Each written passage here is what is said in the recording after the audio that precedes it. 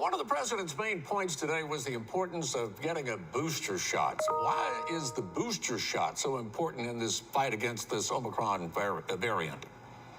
Well, the reason for the increased encouragement for the booster is the fact that the research has overwhelmingly demonstrated if you get vaccinated, your protection goes up, meaning that you have those antibodies, those T cell responses, you're ready to fight in the event that you contract coronavirus.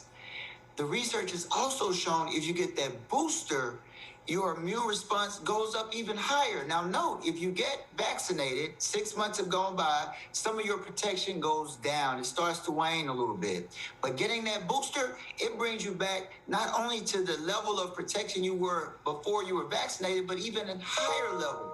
That's why it's so important we get that booster, because right now with this new Omicron variant, we really don't know what's coming in the near future. So we want to protect ourselves as much as possible so that we can get through this pandemic.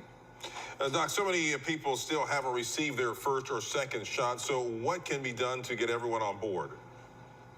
Well, basically, we just have to keep educating the community through programming such as this and just working with the medical community to step outside of the offices and have a grassroots campaign as we are. I've worked with Dr. Thomas Dobbs with the Mississippi State Department of Health.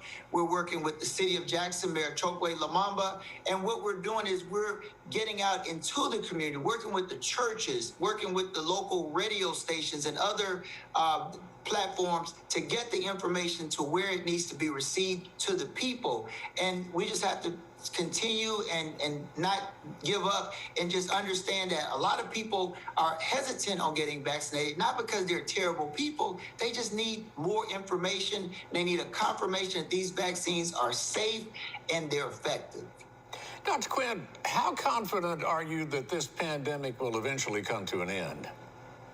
Well, I'm not 100% confident it'll ever come to a complete end. I mean, you have to think about the flu pandemic, that especially back in the early times when they had the severe Spanish flu, and a lot of people lost their lives all over the world. But what happened was, through the natural evolution of time, people developed more and more resistance. Basically, everybody has gotten the flu since then. People are getting flu shots. But over time, people's immune systems are strong enough to fight off the flu. I mean, some people are still losing their lives with the flu, but we're able to deal with it. And that's the most likely prediction for the coronavirus pandemic. Over time, the world will have a stronger sense of protection against coronavirus, and we'll be able to fight it off more effectively, and we'll even have more treatments. So we just have to weather through this storm, but understand right now, immediately, our best protection is to get as many people vaccinated as possible. Yeah, good deal. All right, Dr. Timothy Quinn, thank you very much for all of your information. Thank you. Hey, thank you for having me.